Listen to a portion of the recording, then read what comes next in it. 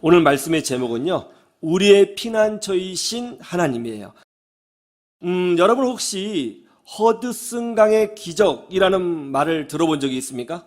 2009년 1월 15일 9.11 테러 사건만큼 아주 강력한 사건이 미국 뉴욕에서 발생했죠.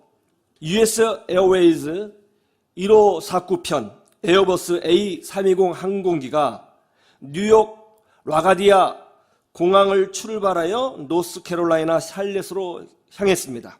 그런데 비행기가 이륙하자마자 2분 만에 큰 사고를 당하게 돼요. 여러분 혹시 버드 스트라이크라는 말 들어보셨어요?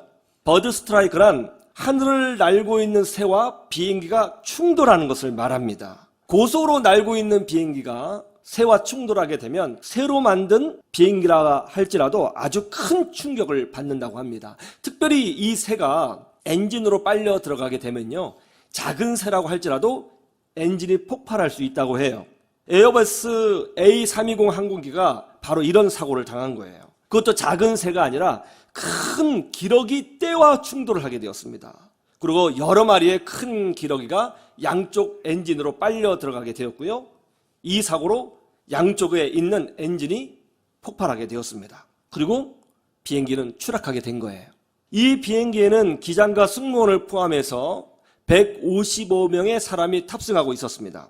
이 다급한 순간에 관제탑과 비상교신을 하게 되었는데요, 그 내용이 모두 유튜브에 올려져 있습니다.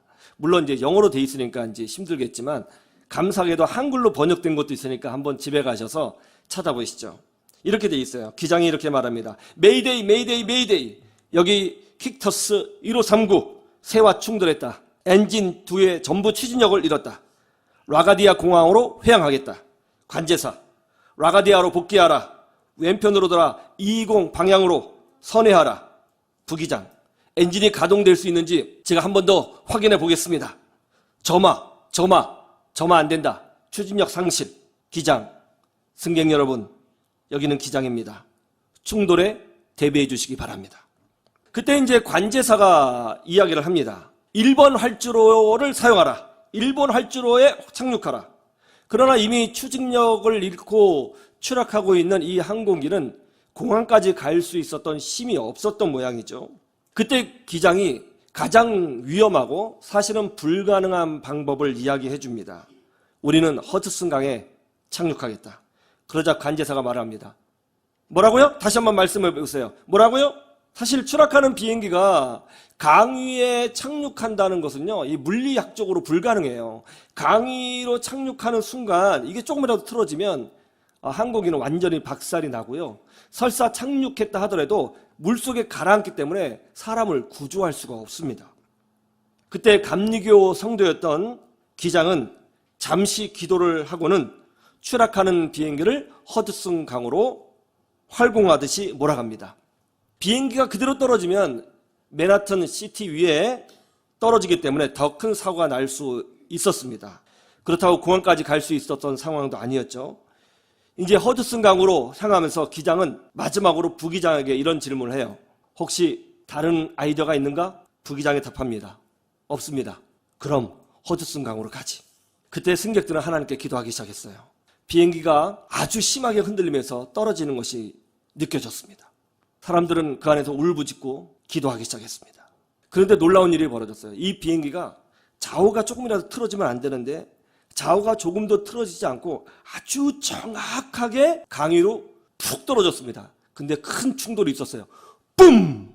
큰 충돌이 있었는데요, 놀랍게도 비행기는 하나도 부서지지 않았습니다. 그리고 화재도 나지 않았습니다. 얼마나 이 비행기가 좌우로 정확하게 떨어졌는지 이 비행기가 날개 덕분에 가라앉지 않고 강 위에 둥둥 떠 있었습니다. 그때 잽싸게 비상탈출을 시도했어요. 가라앉는 비행기 양편 날개 위로 승객들이 빠져나왔습니다.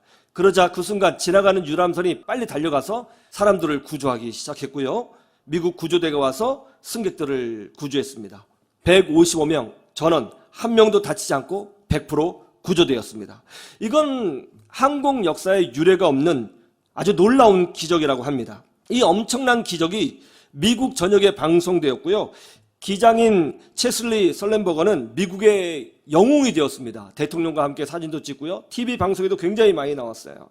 이 사건이 허드슨 강의 기적이라는 영화로 만들어졌는데요. 톰 행크스가 주연입니다.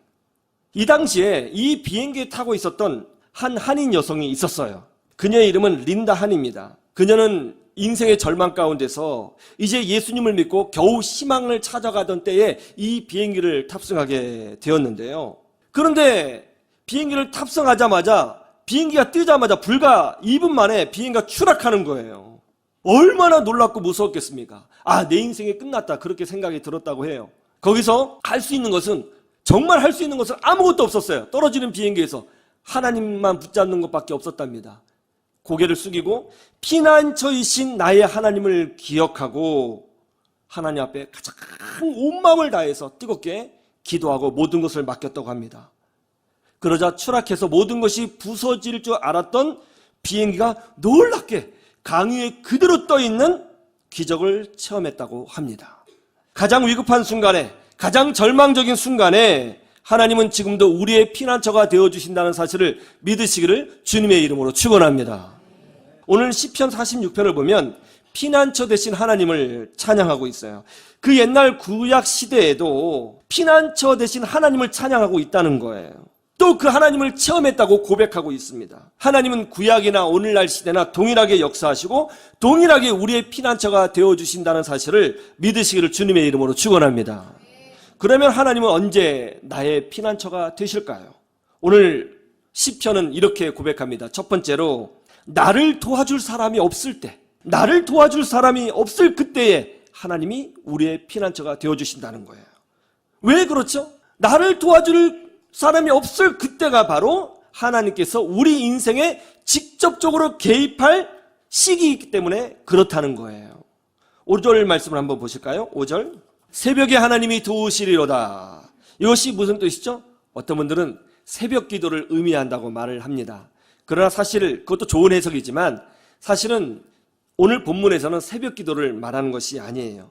이 본문에서 말하고 있는 바는 뭐냐면 가장 어두운 시기를 얘기하는 거예요.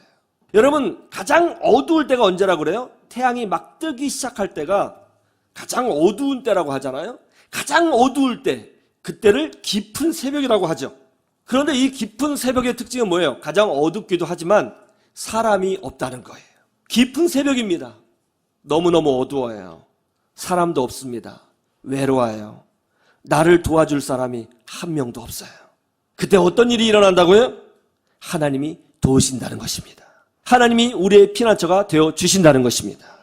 여러분, 나를 도와줄 사람이 없을 때 얼마나 외롭고 힘듭니까? 막 내가 다급해요. 경제적으로 너무 다급하고요. 건강 때문에 너무 힘들고요. 인간관계 때문에 너무 힘들어요. 누군가 나를 좀 도와줬으면 좋겠어요. 그런데 나를 도와줄 사람이 없어요. 그럴 때 사람은요, 좌절해요. 분노해요. 절망합니다. 아파해요. 슬퍼합니다. 가장 힘들죠. 나를 도와줄 사람이 없을 때 정말 막막해요. 그런데 오늘 말씀은 뭐라고 말씀하고 있어요?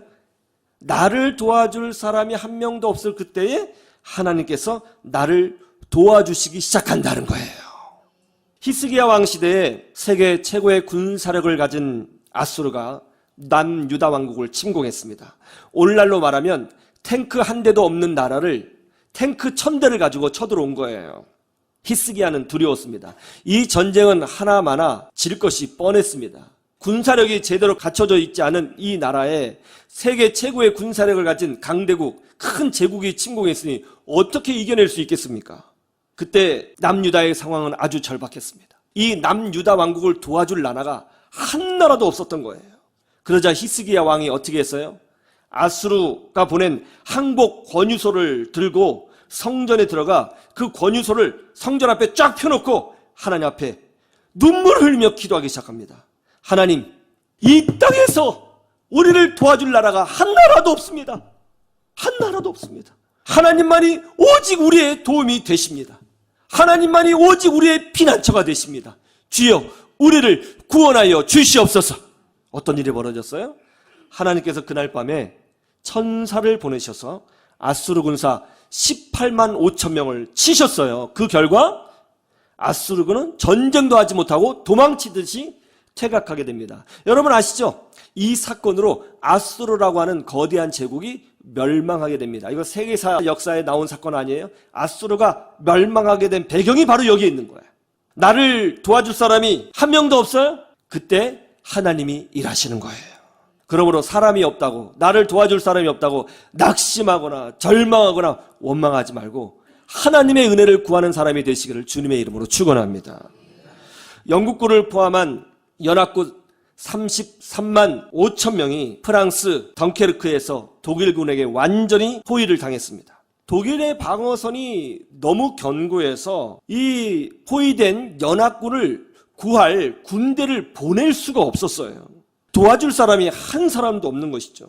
큰 위기를 만난 영국은 긴급회의를 열었습니다. 이 긴급회의에서 연합군 33만 5천 명, 엄청난 숫자잖아요. 이 33만 5천 명이 다 몰살하게 된 이유를 리더인 처칠 때문이라고 비난하기 시작했습니다.